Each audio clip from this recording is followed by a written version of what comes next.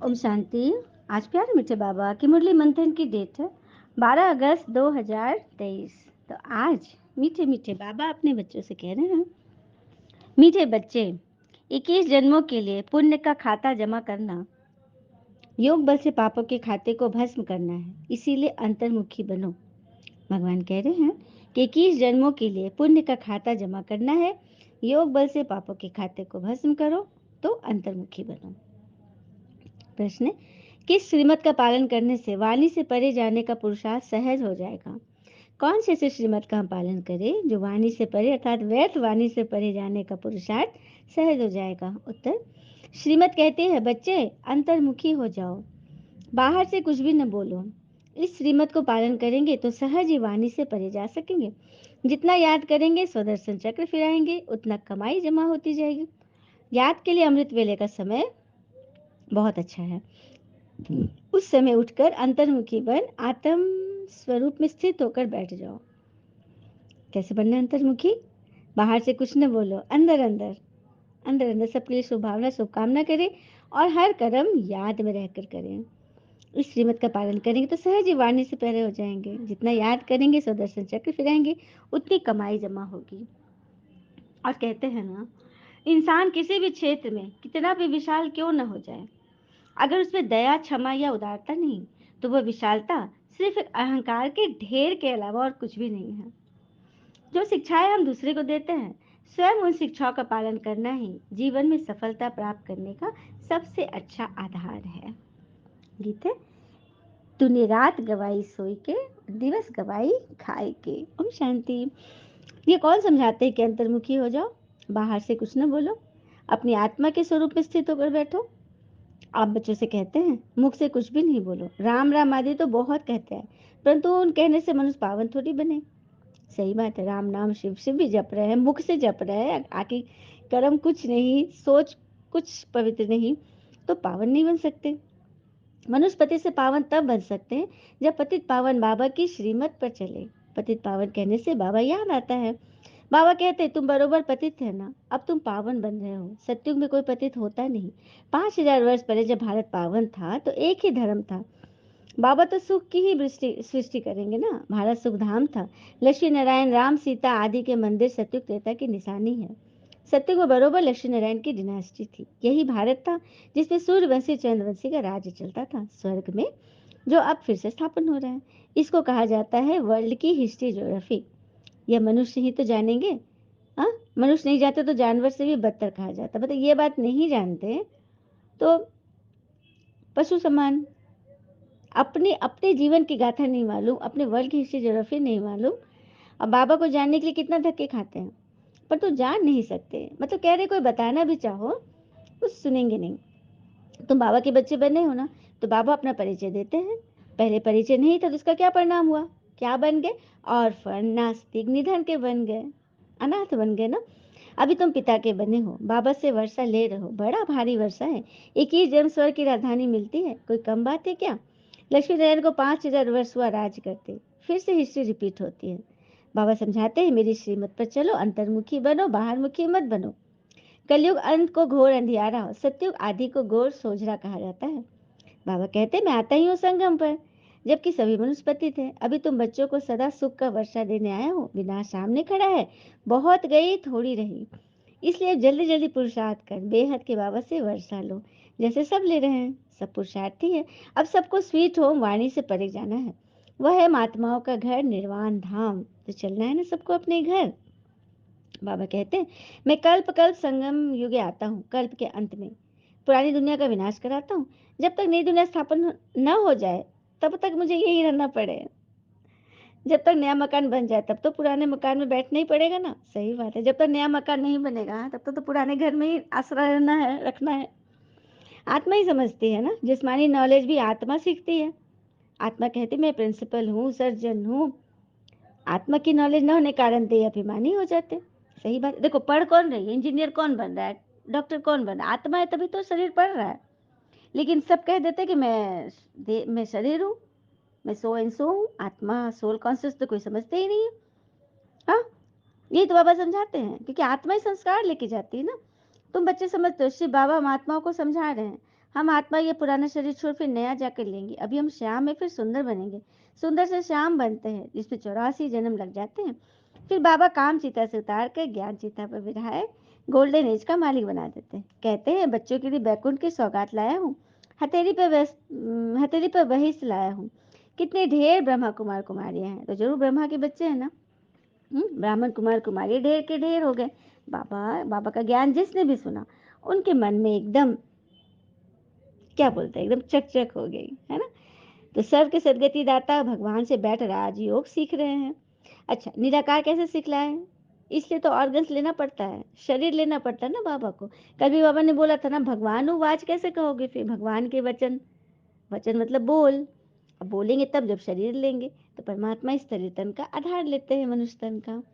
और श्री कृष्ण को भी देवी गुणधारी मनुष्य कहा जाता है। वह है सत्युग का फर्स्ट प्रिंस, तभी तो उनको सब झूले में झुलाते हैं। शिव बाबा कभी झूला नहीं झुलाते, क्योंकि वह भी कभी बच्चा बनता ही नहीं। वो तो डायरेक्ट प्रवेश करते हैं ना। बाबा घर में तो आते नहीं, तो बच्चे कैसे बनेंगे? हम्म। लेकिन हाँ, कैसे बनेंगे? बाबा कहते हैं कि मैं तुम्हारा बच्चा बनता हूँ, तो तुम मुझको अपना वारिस बनाएंगे। बलिहार जाएंगे तो मैं भी बलिहार जाऊंगा। वारिस बनाएंगे कैसे? जब अपना तन मन धन संबंध संपर्क बच्चे बच्चे सब भगवान के नाम कर दो। बलिहार जाओ, सब कुछ उनके सुपुर्द कर दो, उनको संभालने के लिए। तो बाबा बोले ना, तो तुम बलिहार जाते हो तो मैं भी बलिहार जाऊंगा। मैं भी तुम्हारा बालक हो गया, क्योंकि तुम मुझे सब कुछ दान कर देते हो। मनुष्य में कितनी अंधश्रद्धा है, जहां तहां माथा टेकते रहते। इसको कहा जाता है गुड़ियों की पूजा। नवरात्रि में बहुत गुड़िया बनाएंगे, उनके ऑक्यूपेशन है किसको पता ही नहीं। 4-6 भुजा वाली देवी बना देते हैं, तलवार आदि दे देते हैं, जबकि देवताएं हिंसक थोड़ी होते हैं।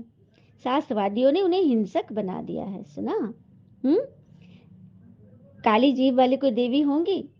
मनुष्य तो मनुष्य ही होता है, अपने मन से जिसको जो आया वो बना दिए। अच्छा, चित्रकार को बताया जाए इस देवी में इतनी सारी शक्तियां थी, प्रचंड क्रोध से उसने दैत्यों का नाश किया, तो उसको कैसे दिखाएंगे?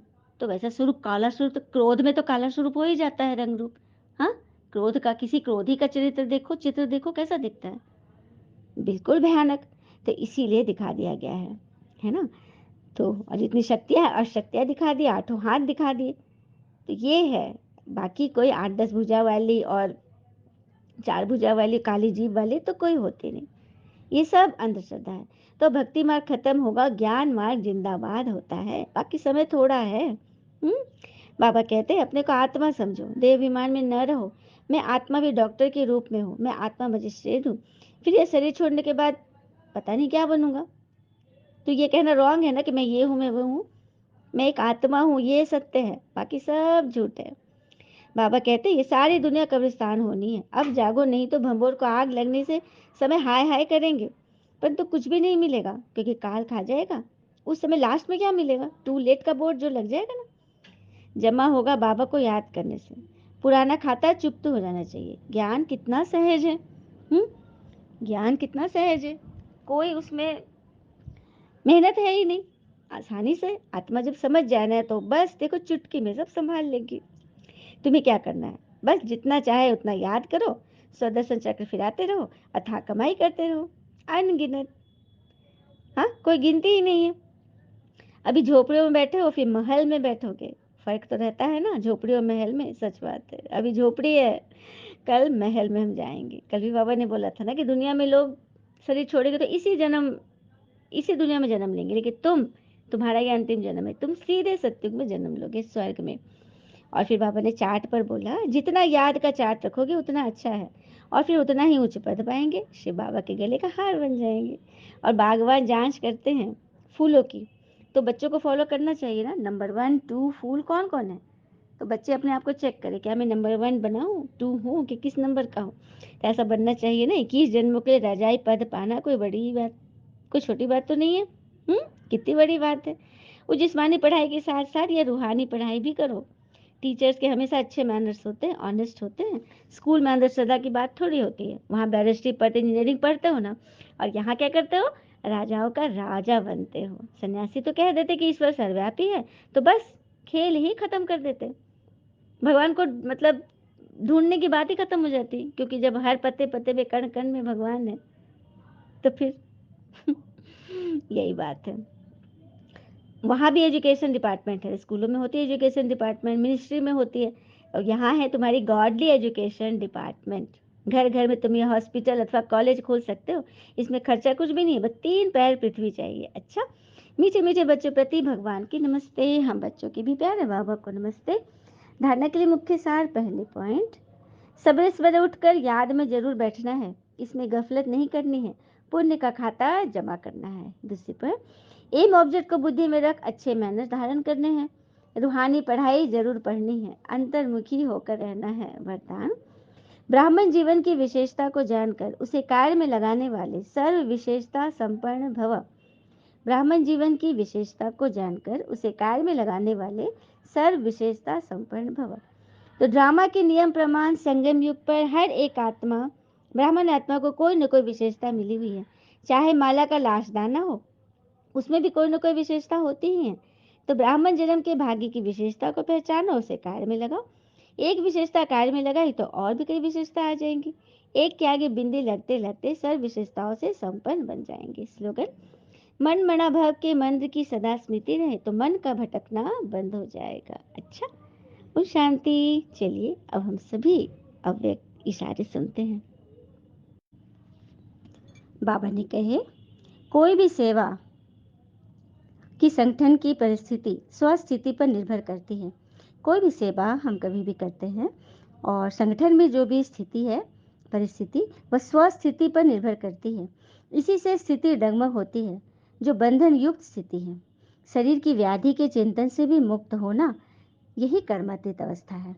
बाबा कह रहे हैं कि कोई भी परिस्थिति आ गई तो हमें चेक करना कि हमारी स्वस्थिति तो डगमग नहीं होती है। स्वस्थिति डगमग हो रही है अर्थात हम बंधन युक्त है। बंधन मुक्त स्थिति जब रहेगी तो कोई भी परिस्थिति, पराई स्थिति हमारी स्वस्थिति को बिगाड़ नहीं पाएगी। अच्छा, ओम शांति। शुक्र है मुझे बाबा और बाबा के प्यारे प्यारे बच्चे, आप सबका जीवन सदैव शुभ हो। ओम शांति।